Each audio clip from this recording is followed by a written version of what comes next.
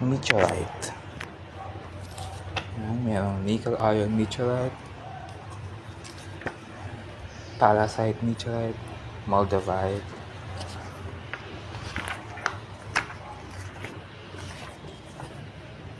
Yun. Tapos ito yung chondrite meteorite. Keywords niya ay interdimensional and extraterrestrial communication. Chakras niya ay third eye, crown at soul star.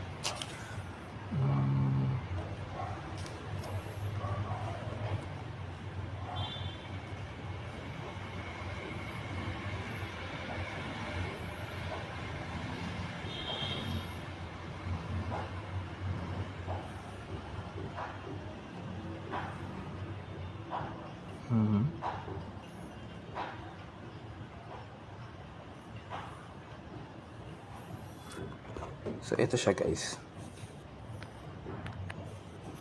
Stony siya na klase. Tapos, nadigid din siya sa magnet. Pero hindi ganun kalakas. Kasi mayroon siyang iron content. Diba?